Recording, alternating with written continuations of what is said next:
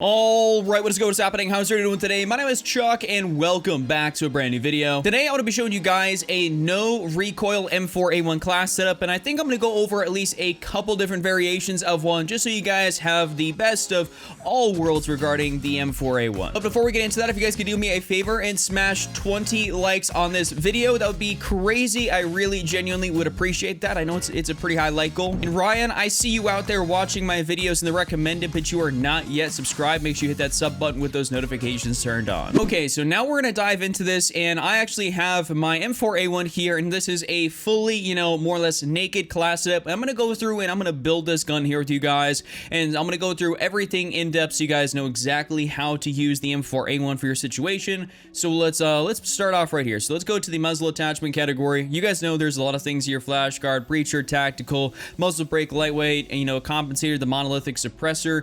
So there's a couple of things we can really use right here. So if you guys are still leveling up your M4A1, I would suggest using the tactical suppressor. The one thing you want to really avoid on this gun is using the lightweight. As you guys will notice, this actually decreases your damage range, which is incredibly bad here in modern warfare, so you should definitely not do that. And the reason I say use the tactical if you're leveling up is because the thing you want to switch to afterwards is going to be the monolithic, and the monolithic is going to be our first attachment of choice. And so that's why I say use the tactical, because it may have just only your sound suppression, but it's not going to affect your damage range, which the lightweight suppressor will definitely do. And losing all that in especially a first-person shooter and modern warfare is really bad. So we're gonna go ahead and slap on the monolithic suppressor as our very first attachment for this gun.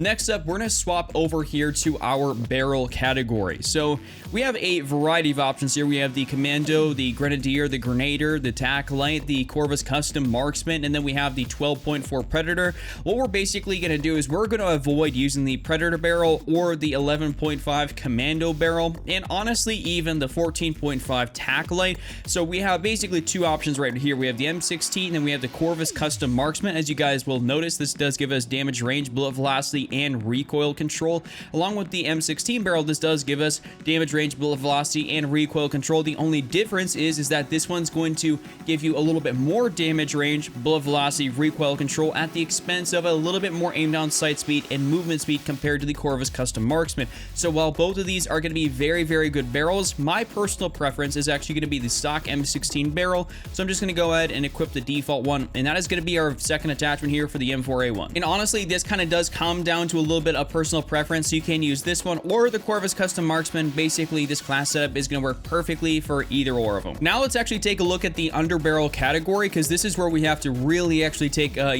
good hard look at what we're doing. So now we have a lot of options. Obviously, we're not going to go with any of this shenanigans in here, the M203s. Those they don't really matter. You shouldn't really be using any of those anyways. But we have the option for the Commando foregrip, the Merc foregrip, and then we have the Ranger foregrip, and of course the Operator. The one thing I should say is that we should not use the Operator foregrip. That is just not necessary whatsoever. So we have the option then of using the Ranger. We have then the Merc, and then the Commando. The one thing I will say about the Merc is that I basically don't use it on this gun absolutely ever. I mean, it actually can help with your overall movement speed. I think it gives you around a 3% movement speed bonus, I think almost unintentionally.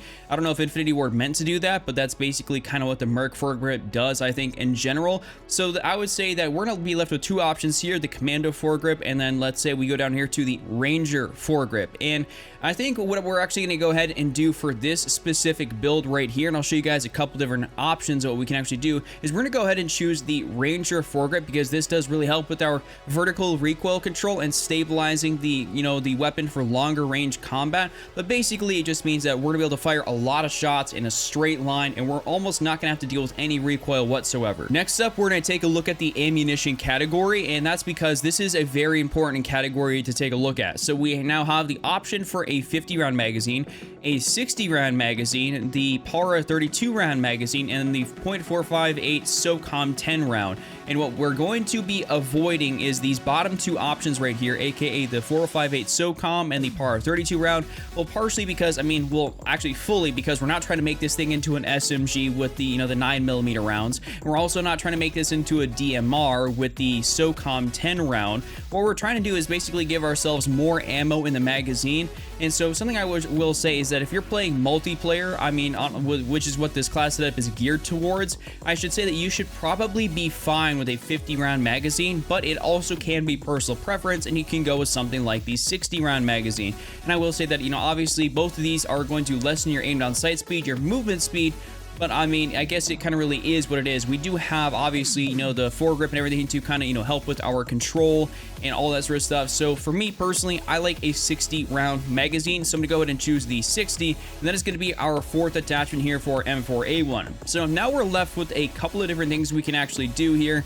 I mean, if you really want to, you can kind of round out this M4A1 class up with something like, let's say, you know, a 5 MW laser, the 5 milliwatt laser, just because this is gonna bring up your hip fire accuracy and your sprint to fire speed. But basically, I don't really ever find the need to use the TAC laser, you know, any of these sort of lasers in here, at least if I'm playing multiplayer. If in Warzone, that's a bit of a different scenario, so I would definitely use something like that. But if I'm to go over here, you know, there's other things you can take. I mean, the optic, I mean, the iron sights on the M4A1 are absolutely fantastic, so you really shouldn't waste it, you know, something on the optic. You can go down here. This is actually, if we go ahead and use the stippled grip tape, this is going to be a tried and true M4A1 setup if you want to choose this, and that would round it out, and this would make it a perfectly viable class for multiplayer, honestly, like this. But just because we have the Ranger foregrip down here, we don't necessarily want to use a rear grip. What I'm actually going to go ahead and do is I'm going to go into the stock category, and we're going to choose one of these just because, you know, there's a variety of ways that I think this could benefit us. So we have the M16 stock here, the Singard Arms Invader, the no stock attachment, and the Forged Tac CQS. And I should say, out of all these right here, what I'm going to go ahead and choose is going to be the no stock attachment, and that's going to help with our aim down, you know, our movement speed and our aim down sight speed, you know, very substantially. Granted, it's going to, you know, lessen our aiming stability and recoil control, but that's okay, because if we choose this, we now have the Ranger foregrip to kind of combat that. And something I will say is that, let's say maybe you're really against using no stock attachment, and so you just want to have, you know, that. What we can do is we can go ahead and swap out the Ranger foregrip for something like, let's say, the Commando foregrip. Then we can put on something like, let's say, the stippled grip tape, and this would be an equally as good M4A1 class setup. Both of them are going to give you very, very minimal recoil to no recoil, but the other one that while having the no stock attachment is actually going to give you basically more movement speed. So this is going to be more of an aggressive, you know, M4A1 rushing type of setup. And that's kind of more or less my preference, is actually go ahead and, let's say, run something like the Ranger and then run something like the no stock attachment to give myself very good recoil control and also allow me to be able to rush around and be super, super aggressive. This is just overall one of the top tier guns in the entire game, and I know you guys absolutely love to use this gun, so I would highly suggest using this class setup, giving it a shot, and seeing what you think of it. Like, I've given you a couple different variations here so far. Let me know in the comment section below, do you like this thing? But with that being said, let's hop into some gameplay. Oh, all right, here we go. Starting off the game good. Whoa. This guy just literally spawned right here. This guy literally just spawned right here. That guy just spawned right here. I feel like I'm definitely in some spawn point right now. Yeah, basically no recoil out of this thing here, boys. No recoil. I'm not gonna lie, I'm playing on a console for the first time here in a minute. I'm used to using that PC field of view. Oh, wow. I'm used to using that PC field of view here because I was playing on, you know, 120 FOV as opposed to the 80. But holy crap, we are just deleting some of these guys. There we go. There's another one down. Yeah, bro, don't try to quickscope me like that. Come on, man. You have somebody else's desk down there. I can't wait till we start getting some streaks here, boys. Wait, that guy was not down there? There's no way. Come on. There we go, somebody else. All right, let's keep it going. We're gonna try and get over here. Wait, this guy literally just spawned right here. That was crazy. That spawn point is probably not supposed to happen. Why did that guy just spawn right there too? Yo, shipment spawns, like, even on like grind and stuff, be really, like, they just be hitting different. Got him. Nice, we get a little VTOL jet coming through. All right, we gotta reload. Yep. Oh, dude, that No, no, no, no. Let me get this heal off. Bro, I can like hardly see anything. Holy crap, we got a support helo. Nice. All right, let's go ahead and call this stuff in. Wait. I can't. Oh my god, no, give me my white noise back. I completely forgot that I actually have contextual tap on. Wait. Holy jeez, bro. Yep, these spawns. Yo, and these gas grenades. Yo, this is kind of a doozy right here. Yo, give me this back. There we go. Got one other person down. These guys are like really trying to like take my stuff out. Thank God I'm actually running EOD right now. There we go. I just changed my settings over to tap to reload instead of what they actually were. Just because that was really screwing me up. I was just running over a lot of weapons and dying as a result. We're on it. Oh, wow, we're popping off. We're popping off. Oh, no. Please don't quickscope me like that. Don't do me dirty. Got another one. See, dude, oh my god, we're at 25 and we're just absolutely beaming. There we go, another person. Wait. Yes, yes, yes, yes. I know I'm playing a little more defensive right now. That's because I do want to get this nuke. Somebody else there. Oh, yes! We got the nuke! Let's go! Oh, that was a crazy, crazy nuke. I'm hyped for that. Wow, and I just got a lot of tags off that. Let's see what type of streak we can possibly go on here, boys. I always say that and I like instantly die like right after or something. Let's see how long I can actually stay alive. Didn't deposit this.